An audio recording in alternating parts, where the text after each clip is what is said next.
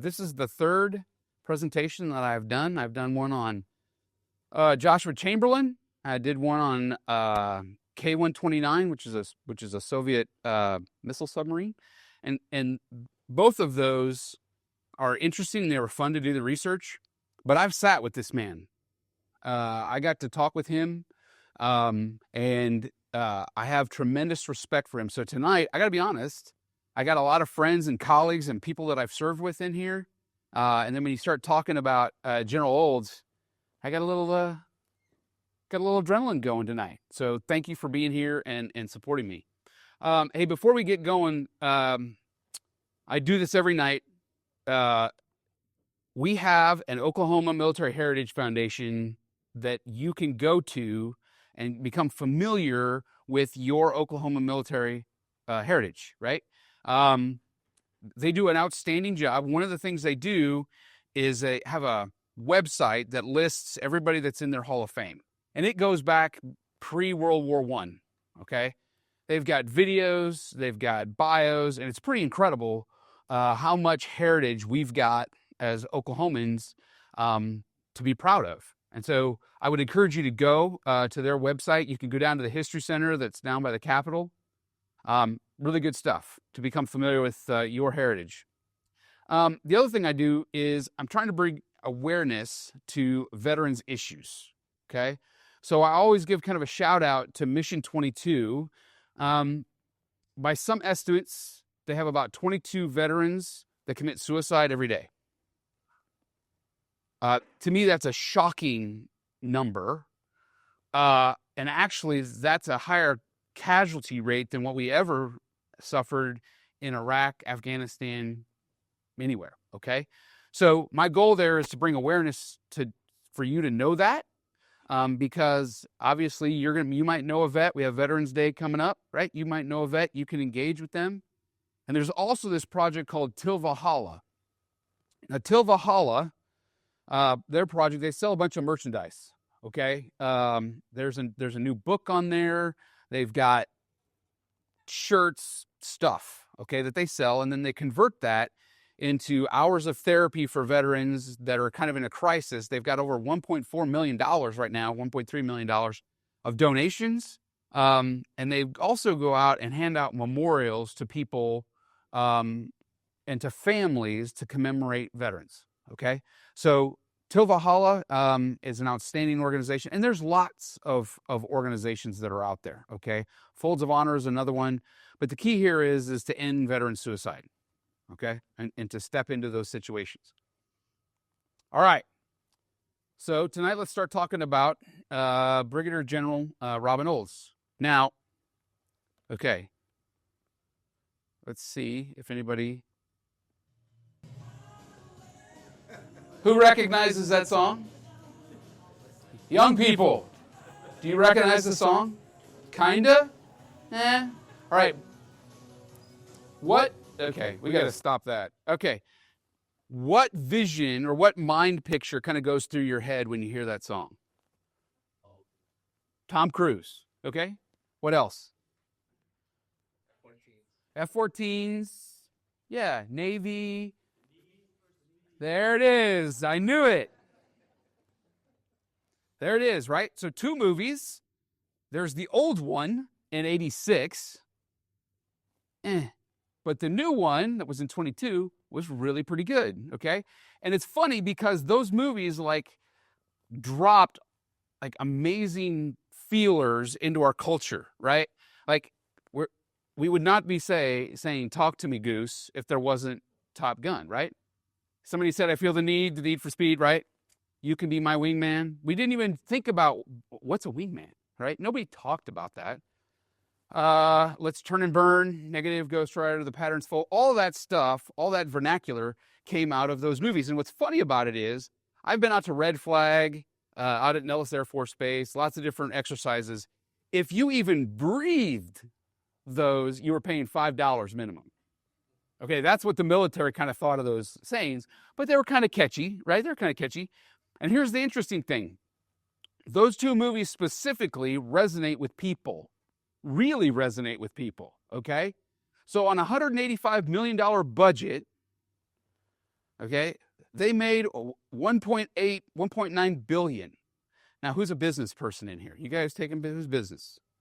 I don't know. That's pretty good. 900% rate of return, right? Like that is really, really good. And it's interesting because Tom Cruise even held that movie back, would not let it go to streaming because he knew that it needed to be in regular theaters, right? And if you're Tom Cruise, hey, you can do that. And what's funny about this is it's the #1 grossing film of 1986, right? People's favorite motion picture. I'm like, really? It went into the National Film Registry, right, in 2015. Then it was the next #1 grossing film in 2022, and you'll get where I'm going with here in a second. The Navy experienced about a 10% bump in recruiting people from a movie. Now, depending on how you look at it, they also experienced almost a 500% bump in interactions with people. Not necessarily people signing on the bottom line, but they did that. Now, that guy up there, that dude, that's Kyle Nelson. Good friend of mine. We were seniors in high school, right? In 1986. Don't anybody do the math. But you can't barely see it. But what it says there is you are now entering the danger zone because we called our defense in football danger zone. So you better not come into the danger zone, right? How goofy is that for a bunch of 17, 18-year-old high school kids? Now, we did go to state. We didn't win. And it still hurts today. But the Center for a New American Security said, right, there was a combination of a kind of patriotism that the movie elicited, plus a clear picture or view who the enemy was, and so it resonates with people. People like it, and the movie introduced us to this guy, right? Who's that? Maverick, right? Tom Cruise, Maverick, okay? Everybody talks about Maverick.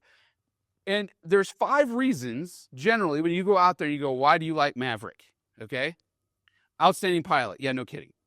Now, I'll tell you, he did some stuff that he shouldn't have done in a jet, but it looked good on the movie. But ultimately, he achieves results. It's about achieving results. Okay, so he's a good pilot. He achieves the results. He leads by example. He's willing to do whatever he demands of others. He's willing to do it first.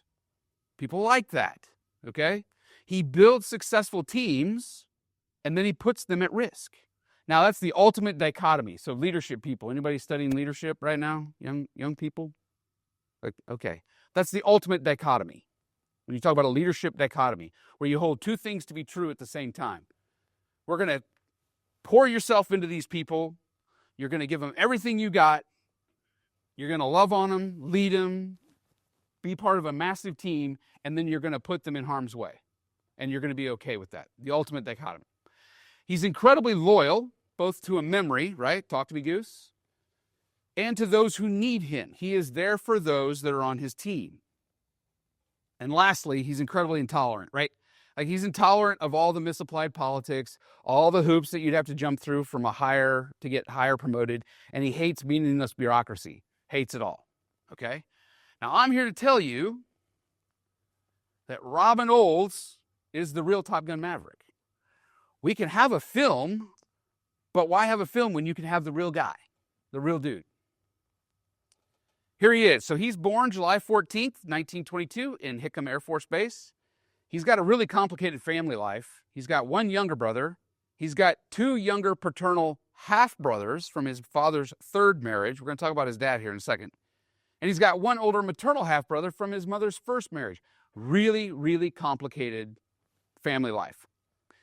His mother passes away from complications of surgery in 1926. She's 30 years old, okay? And he is, 4 years old, and his mom passes away, okay?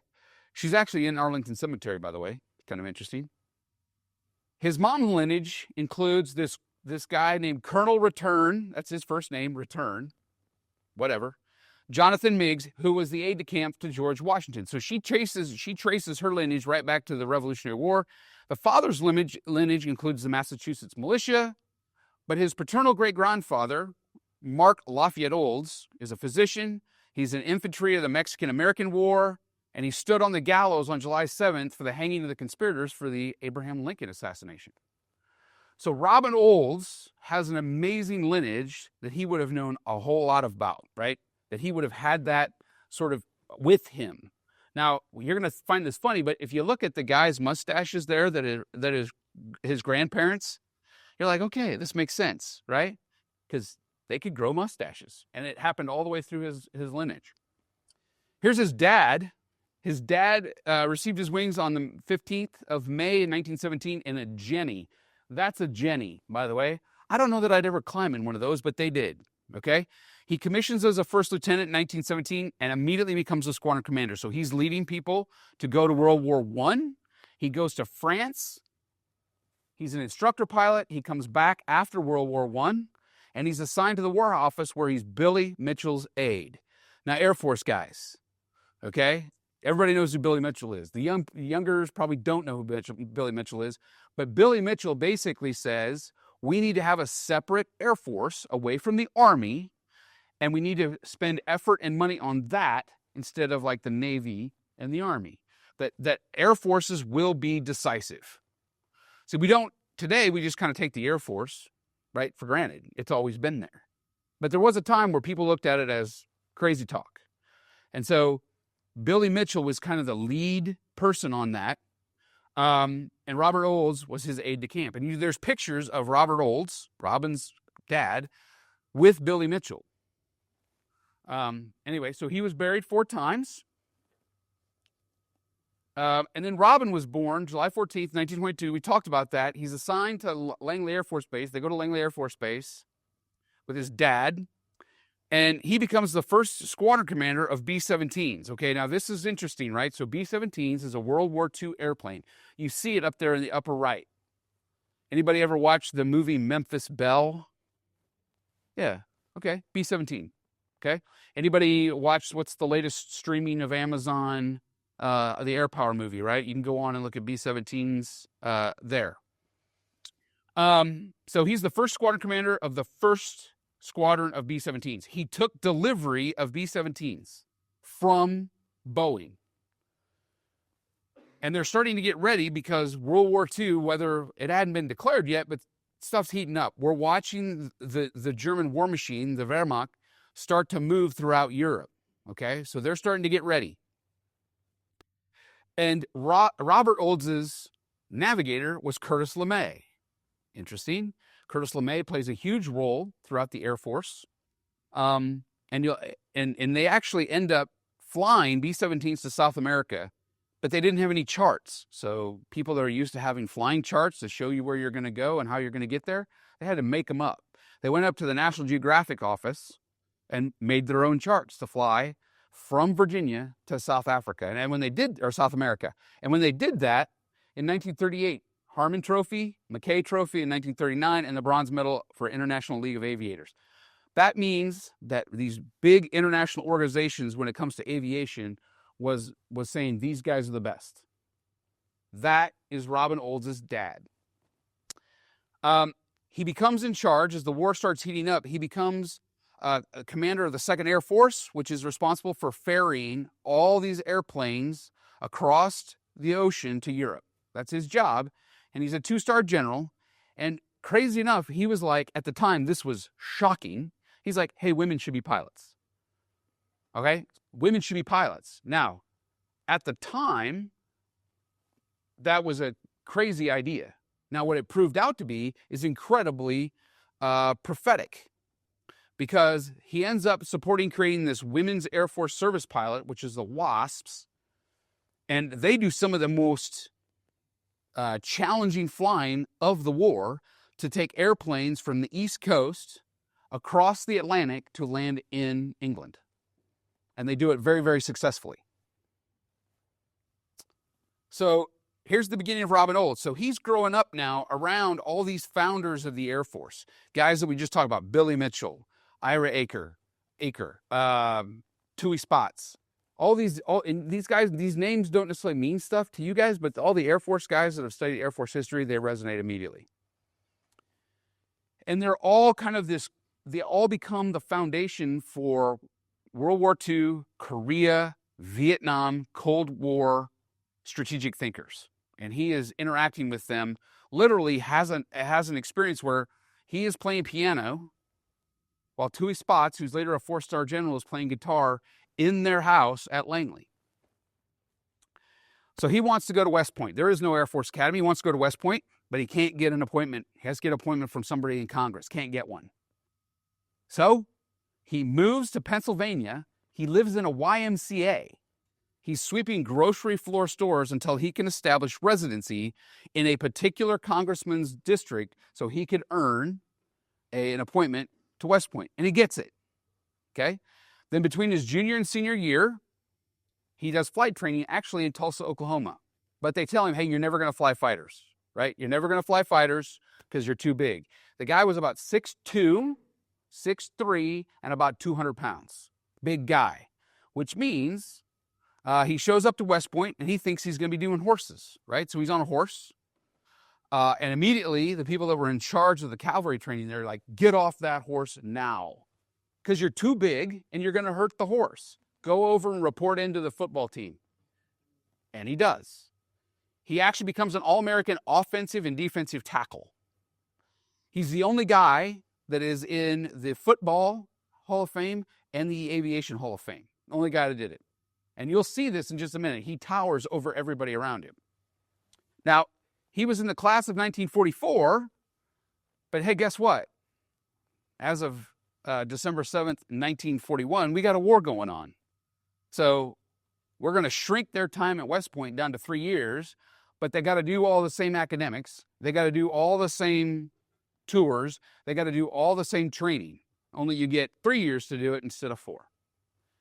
And so he graduates in 1944, and a month before he graduates, his dad has a massive heart attack and actually passes away at age 46.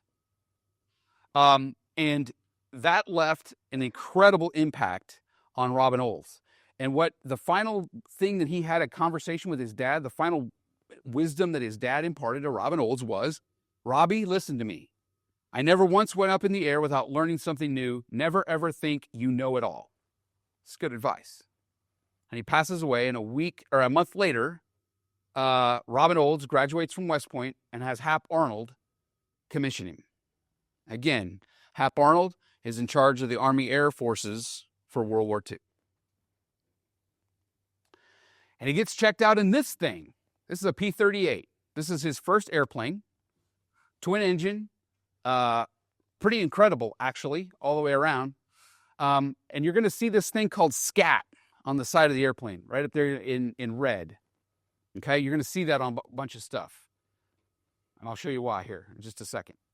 But he joins the 434th Fighter Squadron. They train together, they deploy together, and they go to England together. They go to war together. Okay, and they get to Wattisham, which is on the east coast of England, not all that far from the English Channel, kind of on the northwest part of the English Channel, in early May of 1944. And guess what's coming in June of 1944? We're talking about the invasion of Europe. And his job, right, his job now is to learn how to fly the P-38 in country. So he's doing what's called CAP, Combat Air Patrol, okay? Now, you'll see right up there again, you see that, see where it says CAT? That's really short for SCAT. He named all of his aircraft. You could write on the side of your aircraft back then, put some nose art on there. And it was named SCAT after Scat Davis, who was his roommate at West Point, who wanted to fly bad. He had the itch bad. Problem, colorblind. Out. That fast. So from that moment, Robin said to him, hey, Scat, I am taking you with me flying everywhere I go. And every plane that Robin ever flew from that point on, from Scat 1 through 27, was dedicated to his roommate. Now, I don't think Talk to Me, Scat sounds as good as Talk to Me, Goose, but you get the point, right? You get the point. And there's the guys that's the 434th right there that all joined together. And you kind of see Robin in the back right. He's kind of hiding back there. So just June 6th shows up, and he flies 3 CAP missions. Remember, that stands for Combat Air Patrol. And his job is to fly from that red circle. That's about right where Wattisham is. That's a Royal Air Force base. And they're going to fly down to kind of where the Normandy invasion is going to occur, right there in the red. And that's what it looks like, okay? And he's going to fly up and down the coast. His whole job, he flew 3 times that day, 3 missions that day, is to fly up and down the coast, paralleling the coast to protect it from the Luftwaffe. Luftwaffe never shows. So he has a front row seat to the entire invasion from the air. And this is what he writes. Shells of machine gun fire kicked up the water, and we could see red stains of blood spreading from floating bodies. He's looking down on the beach as they're coming ashore in Normandy. I saw the first of the figures reach the beach and run forward to the protection of the bluffs. They huddled there, gradually spreading out and arraying themselves in clumps. Our orders were to keep over the boats to protect them, but this was too much, too intense, and too huge, and too personal to want to obey that order. It happened. I knew we could make passes without endangering our own troops. I dutifully obeyed my orders. So he's flying, he's fully armed, right? He's ready to go, and he's watching D-Day unfold below him. And he flies up and down the coast. Missions 3 times that day. And I'm telling you, that decision haunted him. Bad. So in 2006, I get to sit down and talk with the man. And he's explaining to me, a very wet behind the ears major, who he doesn't owe me an explanation at all, that he should have disobeyed those orders. His quote to me was, "We could have saved thousands of lives." He's like, are all orders legit? Maybe sometimes they're not.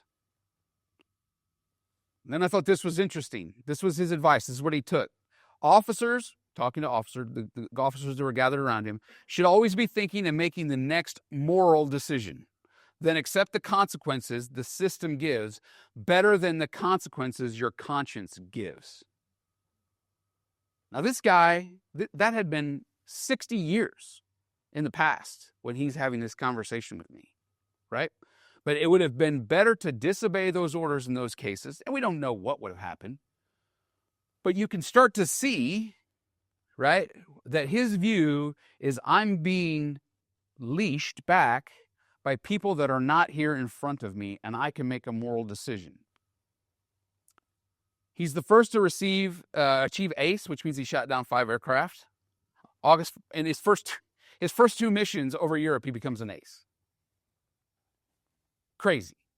And you can go online and watch how he talks and how this thing happened and that thing happened. We won't go into that tonight. It's pretty fascinating, actually. But he shoots down 2 Focke-Wulf 190s and 3 Messerschmitts. And at that point in the war, they get an upgrade. So the P-38s are leaving, and we're getting P-51s. And that's a P-51. And that was his favorite airplane, okay? And you can see in the upper, kind of the upper right of that picture, each of those is a swastika that marks, he got to put that on the side of his airplane every time he shot down a Luftwaffe airplane, okay? And you see that 5 right there, right? That's Scat 5, right? So, like, again, talk to me, Scat, right? I mean, it's happening. He's taking him flying with him. He's taking his dad flying with him. He shoots down 14 aircraft, but he also destroys 12 aircraft on the ground. And I think this is a pretty cool picture. This is the only picture, and the only reason you know it's Robin Olds is because there's Scat written on the side of the airplane. That's the only reason you know it's him. But that picture is taken out of the the right side of a B-17, and he's providing protection of B-17s as they're going into Germany. And I'm going to read this.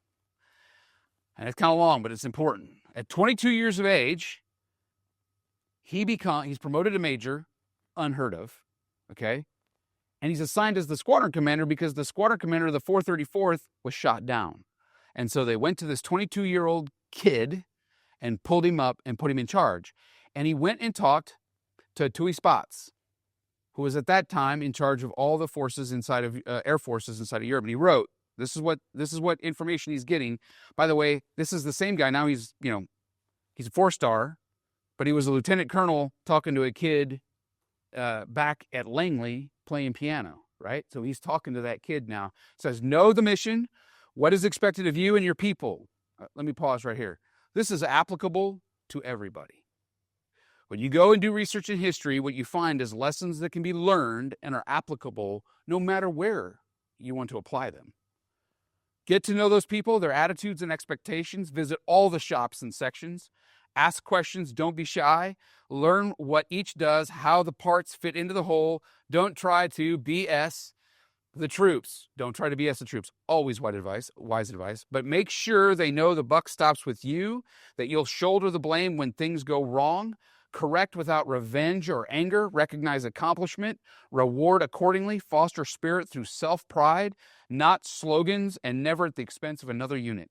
It won't take long, but only your general interest and concern, plus follow up on your promises, will earn you respect. Out of that, you gain loyalty and obedience. Your outfit will be a standout, but for God's sake, don't try to be popular. That weakens your position, makes you vulnerable. Again, make clear to your troops, you are the one who will take the heat. Okay, you're going to watch him do that throughout his career. From this point, he is now a squadron commander, and you're going to watch him take that advice and apply it all the way through his life. And it's good advice for all of us. You can apply that, right, down at Bank of Oklahoma. You can apply that anywhere to understand and care for the people that are in your charge. Now, what's interesting is this person is Ella Raines, famous movie star. So when you're downtime in Europe, you're watching movies in a blacked out Quonset hut. And Robin Olds was watching movies with Ella Raines. She was on Life magazine in 1944, right? There's all sorts of movies. She did a lot of interesting movies. She did movies with John Wayne. If you don't know who John Wayne is, I'm not explaining it to you now. You've got to figure that out later, okay? But Robin, which, by the way, I feel weird calling him Robin, but that's how he asked me to call him when I met him in 2006. Hey, don't call me General Olds. Yes, sir. Stop it. Okay, sir. No, I really mean it. Okay, yes, Robin. Anyway, so he becomes infatuated. He's like, Ella Raines, who is this person? Sees all her movies while he's deployed. We have victory in Europe on May 8th, 1945. Victory over Japan, August 15th, 1945. The war is over. He flies 107 combat missions. He shoots down 14 aircraft. 12 aircraft are destroyed on the ground. Okay? Now what? What are we doing now? He's a combat pilot. So where is the military going to send him? West Point to be an assistant football coach. Are you kidding me? And that's what he did. He literally got in a car, drove down to the Pentagon, walked into General Spaatz' office and said, please, honestly, don't do this to me. And he got an assignment to fly P-80s. I'm telling you that doesn't happen anymore. Well, maybe it does a little bit. I don't know. But I don't think we're walking in, pounding on the door of the Joint Chiefs and said, hey, I'm frustrated with my current assignment. But this is a lifelong friend. So General Spaatz knows where it needs to go. He sends him out to fly P-80s, and that's a P-80, the first jet in the Air Force. And his first commander is Colonel David Lee Tex Hill. Again, Air Force royalty. Okay? So they're training in California, and he begins a little organization that becomes the Thunderbirds. Everybody know who the Thunderbirds is? Please, even if you don't, just say that you do. Okay? Please? But very acrobatic, okay? They are incredible. They do all the major acrobatics for the Air Force. And he goes on a blind date. And it results in a marriage. Ella drops Clark Gable. True story. I didn't make that up. He gets married on February 6, 1947. They're married in Beverly Hills, and they become the Hollywood power couple. Big time. Movie actress, fighter pilot, who's in what they call the Thunderbirds. They have two daughters, Christina and Susan. And I like this statement from Ella. She says, I'm naturally captivated with the rewards that Hollywood bestows on those who are successful, but I'm going to do my best to see that these rewards never disturb the essential values of my life, love of husband, family, home, the things that really count. So she got it. Okay, she got it. So post-World War II, we're done with the P-80. He gets assigned to go to Tangmere, the United Kingdom, in October of 1948 on this Brit-U.S. exchange program to fly their Meteor jet aircraft. That was the first jet aircraft for the Brits. Crazy enough, he becomes their squadron commander. You have an American pilot that becomes the squadron commander for an RAF unit. Crazy. Doesn't happen. If you go there today, I've not been there, but if you go there today, there's a Robin Olds bar. And the Brits know how to construct bars. I'll just let you know that straight up. But there's still a Robin Olds bar, and you can see him right there in front on the left. He towers over everybody. He towers over everybody. And then the Cold War really starts heating up, right? So he has to go to the Pentagon, hates it. Get me out of here. I don't like it. He goes to Germany. He goes to Libya. And he constantly is insisting on realistic training. But what do we know about the Cold War, right? It's all nukes. We're never going to fight a conventional war ever again. That was what people were thinking. We're never going to have bombs and bullets. All that's going to happen is these missiles are going to go up back and forth, and the world will be a molten mess. We would never do conventional warfare, which is exactly wrong. And he knew it. He hated nuclear weapons. He hated the concept of mutually assured destruction. Hated it. Couldn't stand it. The very concept of their exclusive use just nagged at him. So he's done there, and he decides, hey, I'm going to go back to the United Kingdom. And he flies this thing called the F-101 Voodoo. That's in the lower right corner. Not a great plane. I'll just let you know straight out that as well. Not a great plane, okay? But its whole assignment is to drop nukes on the Soviet Union. That's its job. It's not meant for a whole lot of air-to-air combat. Doesn't like it. They had a loaded nuke on an F-101 sitting alert, okay? And he had a red phone at his house, and he had a red phone in his office. And his standing orders to all his guys were, I'm going. If that red phone rings, I'm answering it, I'm walking out to the plane, and I'm going to follow those orders. Despite the fact that he hated the concept of nukes at all, he was going to be the first one to go. He was not going to ask one of his captains or somebody in the squadrons to carry out that order, because the likelihood was that was probably going to be a one-way trip. And while he's over there, he gets a phone call from a friend that says, congratulations, you're on the general's list. And he was like, nuts. He doesn't want to be on the general's list because generals don't fly. And that's where he felt that he needed to be. So he asks to go to Vietnam instead. Everybody looks at him like, are you crazy?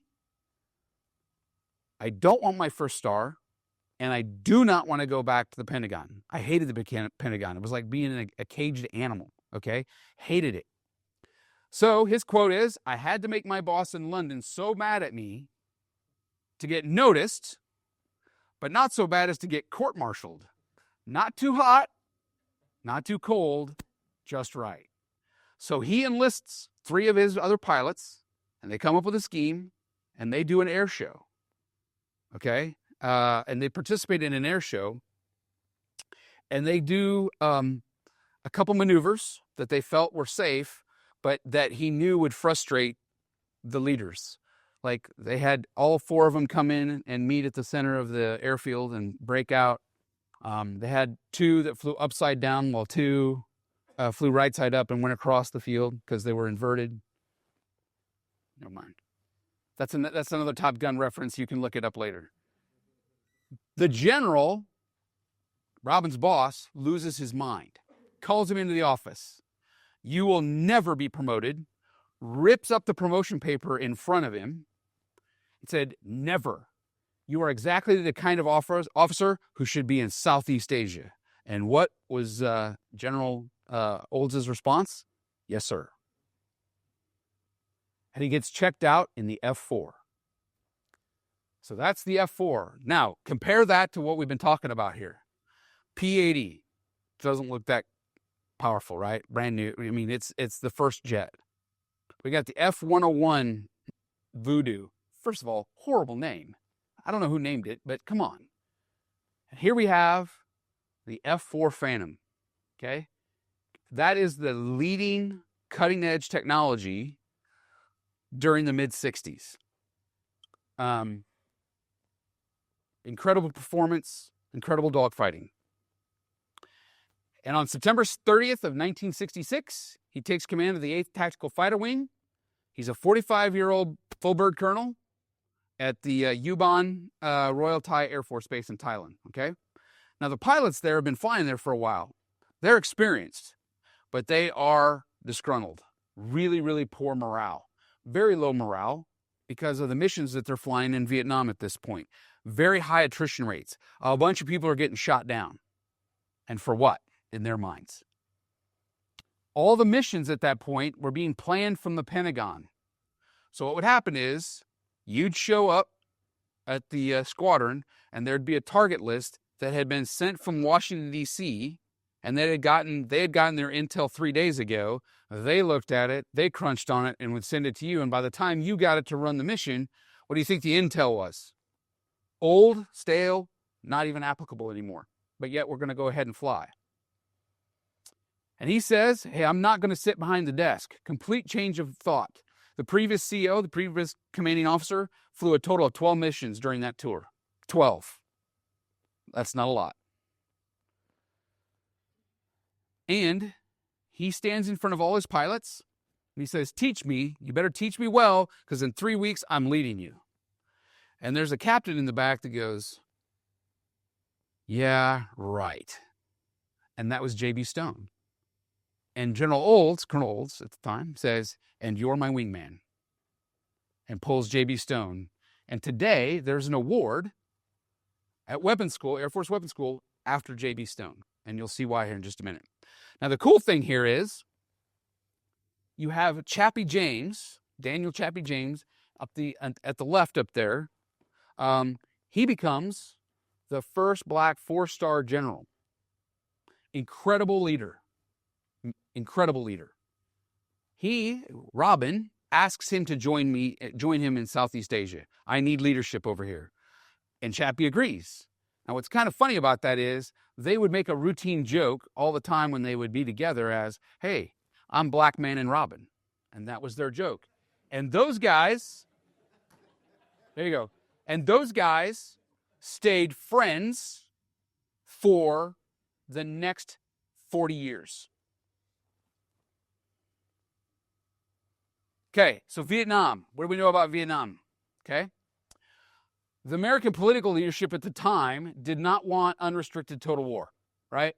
They didn't want it because they felt that all the casualties that would occur from that would result in a whole bunch of international community being upset. They really didn't want to draw China into the broader war at all. And you can kind of see where China is up there, right? And so in order to manage that, all the missions were sent from the Pentagon, and the restrictions were from the generals. And sometimes President Johnson actually was the one that had to approve the missions. Okay, that's crazy. The President of the United States and all the people that you would have to go through to get to him was actually picking targets for pilots that were in Vietnam. Okay, that shows you how dysfunctional that system was. And the measure of effect really wasn't based on reality at all. So there's this guy named Robert McNamara, who was the defense secretary, and he was an efficiency expert. He had worked for Ford. Smart guy. But he came up with this crazy sort of equation that said tonnage dropped equals targets destroyed equals body count, whether you hit anything or not. So if I drop a 1,000-pound bomb out in the middle of the jungle and it doesn't hit anything, I can do the conversion, like English to metric system. I can do the conversion, and that says, well, we probably killed 50 people and we destroyed probably half a truck. And that's how they would justify how effective they were being, not based in reality at all. And really, in many ways, it was an unfortunate example of what not to do. And the Air Force and the military in general learned an incredible amount out of that. And you don't see that mindset being applied later, particularly when you get into Desert Storm, Iraqi freedom, enduring freedom. That's not how we think. We think very much more based on effects. What effect is happening?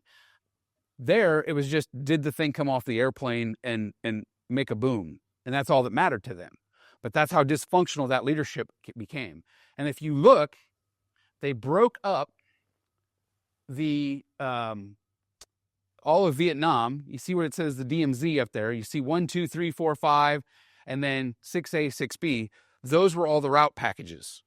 That's how you knew where you were going. That never changed. Okay? So the Navy would usually fly the stuff that was closer to the coast, and then guys like Robin Olds' 8th Tactical Fighter Wing out of Ubon, right there, you can kind of see it just kind of to the left of, in Thailand right there. They're the ones that would get all the stuff up closer to Hanoi, which means they got some incredibly intense missions. Not saying that the Navy didn't have intense missions as well, but going from Ubon to Hanoi and Route Pack 5 and 6 would have been a lot of challenge. And what's interesting about that, as we start talking about Vietnam, this is a GIS survey of where every bomb, somebody converted, where every bomb was dropped in Vietnam and converted it to a visual. Okay? Now, if you're serious about having warfare, there's certain things that you want to attack. Strategic centers of interest, right? Strategic centers. All of those strategic centers would have been up near Hanoi or Haiphong. But you don't see a whole lot of bombs up there, do you? Where you see the bombs being dropped are all along the coast, actually in South Vietnam. So it became counterproductive over the long term within the Vietnam War. Also, it's interesting, my daughter came back from Vietnam in August, and she toured along Hue, which is H-U-E, that says Hue, not Hugh, Hue, and the DMZ. And they are still going through there and cleaning up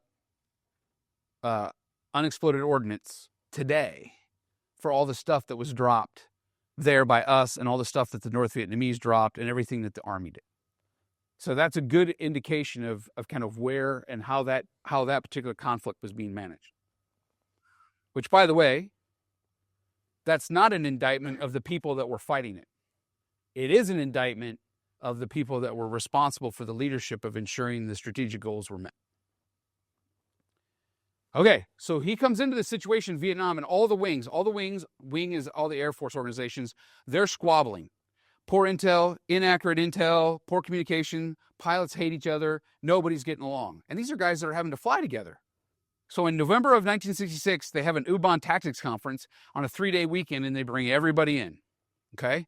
And you see right there, General James, or talking, Chappie James, and they have everybody come in, and for the first day, they do briefings, instruction, tactics, intel, statistics. Hey, this is what I do. This is what we do. This is how I do about, right? They do all of that. And then on the second day, after they've studied together, they decided to play together. And they had this thing called elephant lassoing.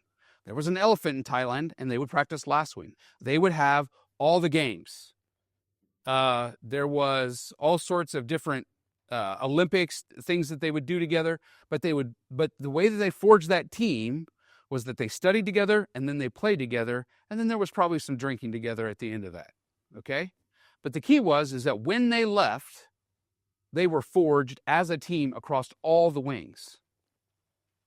And it comes at just the right time, because on January 2nd of 1967, they do this Operation Bolo. And J.B. Stone, who I just talked about, and Robin Olds conceived this weird Trojan plan, okay? Whenever the F-105s would go out, which was a slower bomber, they'd get jumped by MiGs, and the attrition rate was horrible. But you couldn't shoot down a MiG that was on the ground. It had to come up in the air for me to take a shot at it, even though you knew it was a danger to you. That's what I refer back to, the craziness that was the restrictions that were being given from Washington, D.C. politically.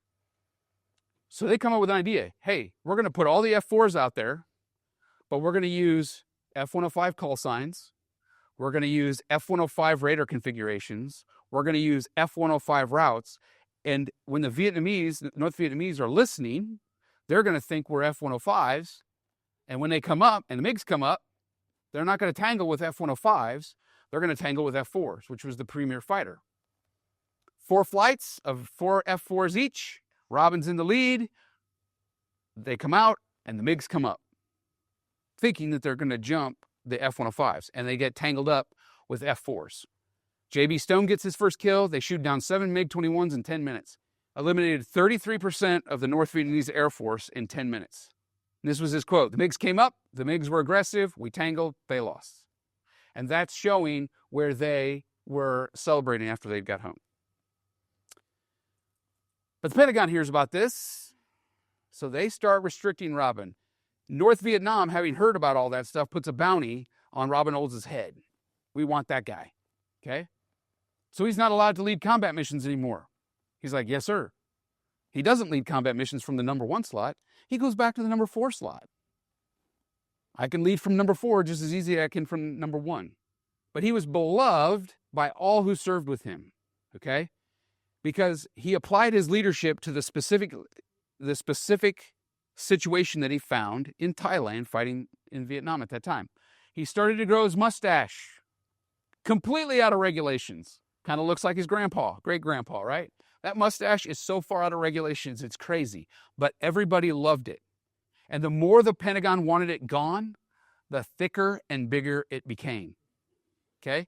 It has its own Wikipedia page, okay? This thing just became more and more and more. And there you see him. That's an air crew. That is a ground crew member. And you have General Olds, at that time Colonel Olds, putting his arm around that 19-year-old who's deployed into Thailand. Okay? This is our team. This is how we do it together. Didn't matter. Didn't matter if you were just air crew, ground crew. There was none. It was us. And he wrote, the mustache became my silent last word in the verbal battles I was losing with higher headquarters on rules, targets, and fighting the war. That was his sort of silent rebellion to let everybody know, yeah, I'm still in charge over here. So then on March 30th of 1967, they attack a steel mill, vital to North Vietnam. It's located north of Hanoi, Route Pac 6, remember what I talked about? And President Johnson actually put it on the target list. But it was highly defended, very well defended. And on the previous mission, you had this thing called Pardo's Push that came out of General Olds' wing. Captain Aman had gotten shot up, but kept going on the mission. He got really shot up over the steel mill, and he wasn't getting back to Thailand, okay? But he certainly didn't want to bail out over North Vietnam. That would have been bad. So his buddy, Bob Pardo, comes up behind the F-4, and the F-4 still had tail hooks because they were also in the Navy. And Earl lowers the tail hook, Bob comes up, and Bob pushes him until they get to Laos, where they both eject. They lose 2 airplanes, both eject, and it becomes known as Pardo's Push. Okay? Very creative and very illegal. And the only people that were probably, there were a lot of people that were upset, but probably not the families of those gentlemen. They were happy to have gotten rescued by helicopters the following day. But Robin Olds writes, for 40 miles, we raced over rice paddies, studded with rocky hillocks, each covered with guns of every caliber, shooting for all they were worth. Air bursts flashed and smoked everywhere. Shrapnel and short rounds roiled the water in the paddies, and sheets of tracers came at us, blurring our vision ahead. We flew right through this barrage, much as the kamikaze pilots had against our carriers in World War II, and for the only time in 900 combat missions, it flashed through my mind that none of us would survive the mission. And they did. And then they flew against the Paul Dahmer Bridge. They led a strike. Again, this is up by Hanoi. Led a strike force of 8 F-4s. This is a huge bridge. All the supplies are coming down. It's surrounded by air defenses. But he earns an Air Force Cross. There were 5 Air Force crosses awarded for that mission alone, which is the second highest decoration in the Air Force. So, here's the rules. Another reason to grow a mustache. After shooting down 5 MiGs, anybody was sent home. So he had an official count of 4 MiGs shot down. The count is actually 5, maybe as high as 7. But he got his 5th shoot down less than halfway through the tour, but he didn't want to go home. So he started giving other people credit for his shoot downs. Upon flying 100 combat missions, pilots were sent home. Right? He was like, I'm not going home. Okay? So he would sneak into the operations room that had the counter on the board that would say, okay, you're at 89. And he'd go in there and, I'm 57. Until the last day. And he flew 152 missions throughout the 12 months that he was over there. And then on September 23rd, 1967, he has his change of command. And there he is. And again, you'll notice he's smiling over there with all those are guys of the ground crew that were taking care of his F-4s. And he wrote, the proudest moment of my life was when my young men in the Wolf Pack picked me up and carried me on their shoulders after my last flight. And that's the book a lot of this is based on. And you see him, those were all the lieutenants, all the captains, that this guy had given them hope that we could be lethal with the enemy and still get back alive.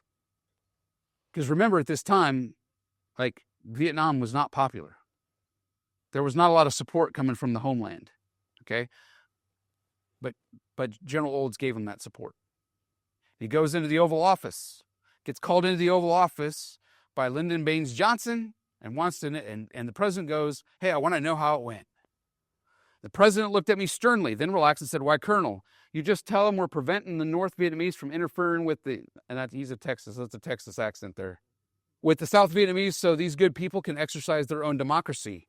I guess I lost it, for I replied, sir, I can't say that. This is a colonel in the Air Force telling the President of the United States, I'm not going to toe your line. LBJ looked at me hard and asked, why not, Colonel? Johnson then asked, well, what do you think we should be doing? Sir, it takes three things for a country like North Vietnamese to raise war: manpower, willpower, and industrial power. Our bombing pressure keeps very little coming by rail out of China.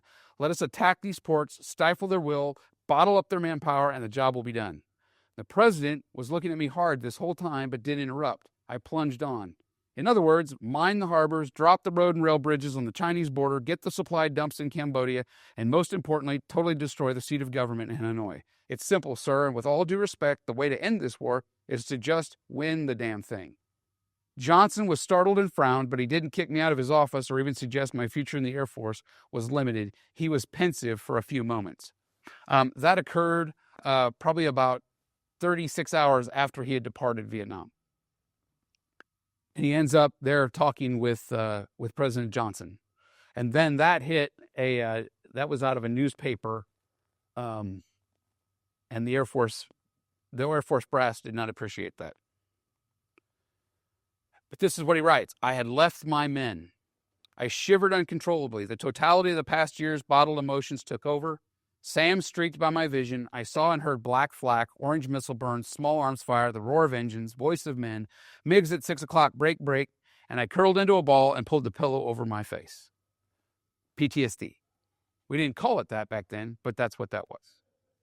And so he then gets assigned to go to the Air Force Academy. And he does everything that the 18, 19, 20-year-old cadets are doing. He's out in Jacks Valley doing everything they're doing. And the cadets, to return the favor, painted 4 red stars on his chair because they knew he was never going to go back and fly again. So those represent the 4 MiGs that he shot down. He then becomes the Air Force Inspector General. And this is interesting. He said when LeMay, remember Curtis LeMay, he scared the hell out of his people. He made something out of them that I don't think was their true nature. He made them cringe and hide the truth. He made them say, yes, sir, becoming chronic liars, protecting their own skins. Whom are these guys ever going to promote? That's what he said as an IG, because he knew that he was being shined on by everybody that was more worried about not getting chewed out or more worried about their careers than they worried about effectiveness. And this is his quote, I hate waste in all forms. Wasting time, wasting money, wasting effort for nothing to be gained. But wasting people is what makes me the most angry and frustrated. Saying this is the way we, and this is other quotes, saying this is the way we have always done it is stupid. Oh, sure, there are lots of tech orders and regulations for obvious reasons. Leaders can easily explain why those exist. It's when you can't explain why bureaucracy exists that it just becomes lazy. Now, one way that you can judge how good a leader there is how long their legacy continues. And so the 8th Tactical Fighter Wing became the 8th Fighter Wing, and that continues today. And they're in South Korea. They are battle ready, loaded for war, and ready to go today in Korea. So on June 1st, 1973, he retires from the Air Force. Unfortunately, in June of 1976, Ella and Robin divorce. He gets inducted into the Aviation Hall of Fame in 2001. And interestingly enough, he becomes really good friends with Major Gunther Wall of the German Luftwaffe. They actually fought each other when he was over there in 44. Major Wall had 275 aerial victories claimed in 621 combat missions flying for the German Luftwaffe, of which only one was a P-38. Everything else was on the Eastern Front against Russians. And then General Olds passed away June 14th of 2007. Here's some notes and quotes that I like. When outnumbered by the enemy, the first thing you should do is praise the Lord for a target-rich environment. So if you're outnumbered, be thankful. I was a warrior, a leader. I devoted the entire 30 years of my career to the Air Force. I was devoted to the Air Force and its mission. I'd like to be remembered as someone who devoted the best part of his life to his men and his country. He said, I love serving. The Air Force allowed me to become the best of what I could be, but it was the people that made it all happen. My heart is full. And lastly, I took an oath to protect the Constitution, not a person, but an idea that is the highest expression of humanity. Nothing like it in all of history. I'm proud for defending it. Okay. So, my appeal to you is that Robin Olds is the real Top Gun Maverick because he satisfies all the things that we resonate with when we watch that movie. We watch that movie and it gives us patriotism. It gives us we identify with it. But Robin Olds is the real guy. And here's my point to everybody when we go through this. Pete Mitchell, fiction, right? Movie only. Created by a guy who knows how to make movies, okay? Robin Olds is fact. And when you come to grips with that, it requires you to understand intellectually why he did what he did. He wanted to defend our country because he knew that it was worth defending. His family had defended this country going way back even to the American Revolution. And the idea of the American Revolution was worth defending. And we don't have to guess what he was thinking. He wrote it down for us, right? We've got his memoirs. We don't have to guess. Here's the deal. Top Gun Maverick, they're Twinkies. They're the equivalent of a mental Twinkie, okay? You eat too many Twinkies, you're going to get sick, okay? My mom told me that once. But Robin Olds is health food. It's real. It's something that you can pull in and depend on. When you learn, when you study history, it becomes part of you. And you can fall back on those lessons learned that he learned that he's teaching us when you need to. That Twinkie isn't going to be there when you need it. Okay? It's going to be gone. And like that movie, it's fun to go. I'm not trying to take a shot at the movie. It's fun. Okay? But don't let that be your only source of information and understanding of the people that have served our country. So don't eat too many Twinkies. Real people sacrifice to secure and defend freedom. Hey, guess what? Robin Olds isn't here anymore. It's going to require defending again. And that doesn't mean you have to serve, by the way. That doesn't mean you have to be in the military, but it requires defending. His legacy, their legacy of what they left us, this wasn't always here. Their legacy is our responsibility. So do you understand what you've been given? Now, this is me talking to probably you guys more than anybody, but do we understand really what we've been given? Because a lot of people gave everything they had to make sure that we had it today. And there's a lot more lessons and inspiration waiting to be discovered. Robin Olds is easy. He's bigger than life. He's brash. He's overt. He's got a book. Veterans Day is Monday. Okay? I would encourage everybody. Like, I can go anywhere and go, Happy Veterans Day. I'm going to get thousands of people telling me Happy Veterans Day on Monday. And my response to that always is, it was a privilege. It was a privilege to serve. Okay? Still is. But you need to understand why that service was there. Embrace the why of that service. Not just what and how they did, right? But why they did it. Okay? And understand that. So Robin Olds, right, is the real Top Gun Maverick. That's it. Okay.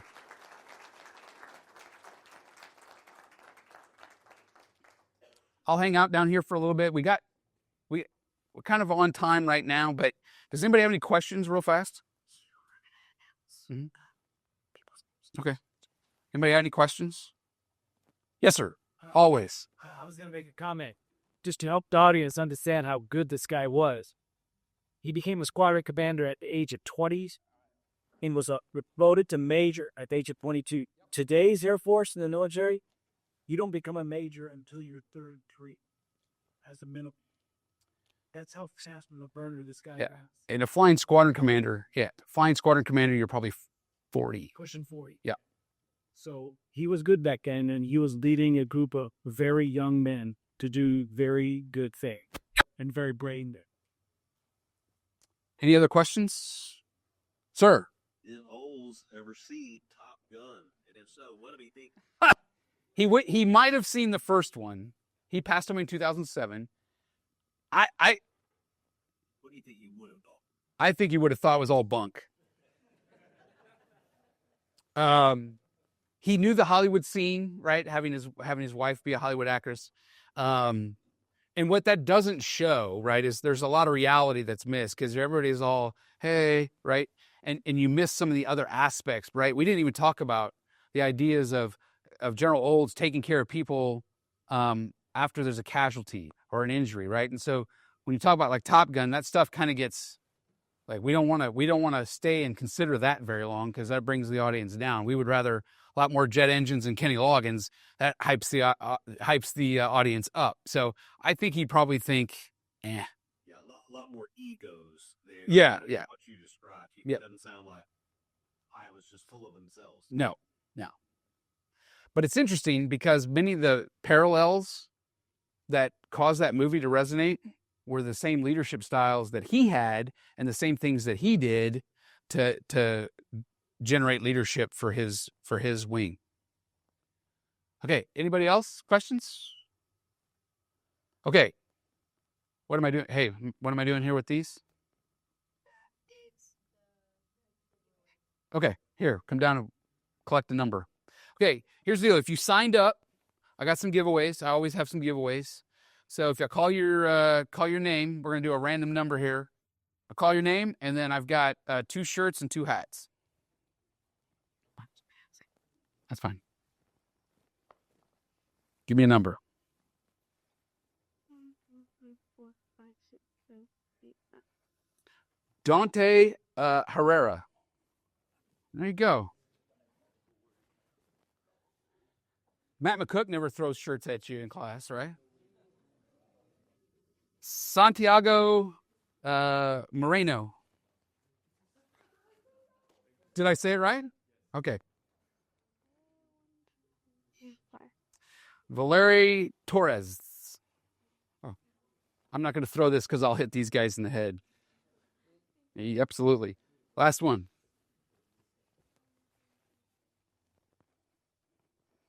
Where is it? Carly Blalon? Yeah, you're a winner. There you go. Absolutely. All right. Listen, thank you for your time, your attention. I'll hang out down here if people want to talk about General Olds at all. Hey, on November 19th, if you want to go listen to Joshua Chamberlain, he's a Union Medal of Honor recipient from Gettysburg. We're talking down at the Edmond Historical Society down by, what's the pizza joint down there? Hideaway, thank you. Appreciate that. That's why you get a shirt. Oh, yeah. Down by Hideaway. So if you want to go down and talk about that, we're going to talk about that for about an hour next week. All right. About 3 minutes overdue. Thank you. Appreciate you coming out tonight.